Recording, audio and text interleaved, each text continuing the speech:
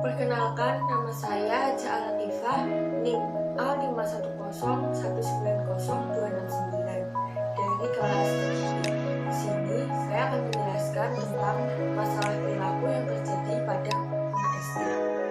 Masalah perilaku. Masalah perilaku adalah pola perilaku yang sulit yang dapat mengancam hubungan yang normal antara anak dengan orang lain di sekelilingnya. Masalah perilaku-perilaku yang muncul biasanya adalah perilaku yang tidak sesuai dengan norma yang ada di masyarakat. Faktor-faktor yang mempengaruhi perilaku pada anak SD ada 3. Yang pertama, lingkungan masyarakat. Yang kedua, lingkungan keluarga. Yang ketiga, otak dan sistem saraf. Lingkungan masyarakat sangat berpengaruh karena lingkungan yang baik akan membawa dampak yang positif, sedangkan lingkungan yang buruk dapat membawa dampak negatif. Yang kedua, lingkungan keluarga bisa dari faktor orang tua, latar belakang, atau background keluarga dan kondisi yang sedang terjadi. Biasanya contohnya itu anak broken home, anak kurang kasih sayang. Yang ketiga, otak dan sistem saraf. Otak dan sistem saraf sangat mempengaruhi atau berpengaruh besar terhadap proses perkembangan. Contoh masalah perilaku yang timbul pada anak SD adalah contohnya malas belajar, senang melanggar peraturan, bullying, dan putus sekolah. Karakteristik masalah perilaku. Yang pertama, masalah belajar. Biasanya anak sering melamun, anak suka bermain saat belajar. Yang ketiga, suka mengganggu suasana kelas, anak biasa suka usil terhadap temannya. Yang terakhir, prestasi akademik menurun. Yang kedua, senang melanggar peraturan. Biasanya anak yang senang melanggar peraturan, anak itu tidak pernah menaati peraturan yang ada. Yang ketiga, bullying. Ketidakseimbangan kekuatan, perilaku agresi yang menyenangkan, perilaku yang berulang-ulang.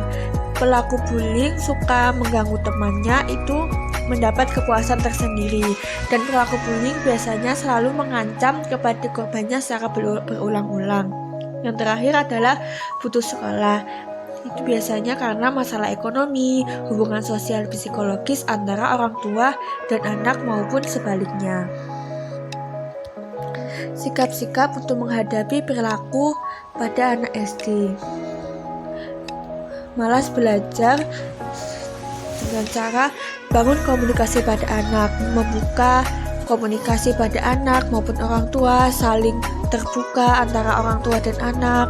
Yang kedua, mengajak menentukan tujuan bersama, memberikan arahan, tujuan belajar, dan memberikan semangat, memberikan motivasi. Yang ketiga, mengenali gaya belajar pada anak. Mengenali gaya belajar pada anak itu sangat penting karena dapat membantu anak dalam belajar. Yang terakhir, buat suasana pembelajaran yang menyenangkan. Dengan suasana pembelajaran yang menyenangkan akan membuat anak mempermudah untuk memahami materi yang disampaikan. Yang kedua, bullying. Dapat disikapi dengan pertama, merelaikannya, yang kedua, anak diberi pengertian, dan yang terakhir diberi pemahaman. Suka melanggar peraturan itu bisa disikapi dengan melatih kebiasaan sikap disiplin dari dini, dimulai dari hal-hal kecil di rumah maupun hal-hal kecil di sekolah.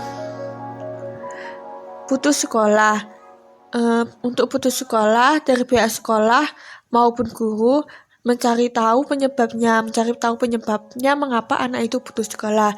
Biasanya putus sekolah itu dikarenakan karena masalah ekonomi, latar belakang keluarga. Kemudian bisa diarahkan untuk mendapatkan beasiswa yang di sekolah maupun di luar sekolah atau lembaga-lembaga yang menaungi beasiswa kepada pelajar.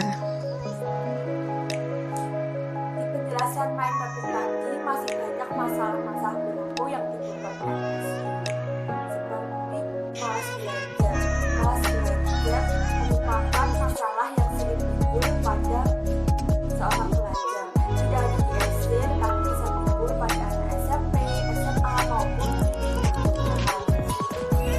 malas belajar pada anak sekolah dasar bisa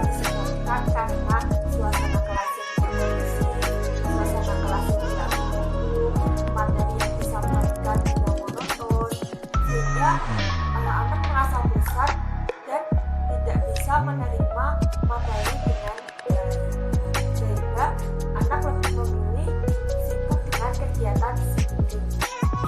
Sikap dari guru bisa dengan membuat pendekatan strategi pembelajaran yang baik agar materi yang disampaikan dapat sampai ke peserta dengan cara membuat suasana kelas yang menyenangkan dengan cara metode-metode atau media penunjang materi tersebut, sehingga dengan penunjang media dan suasana kelas yang menyenangkan, materi akan sampai dengan baik terhadap peserta didik.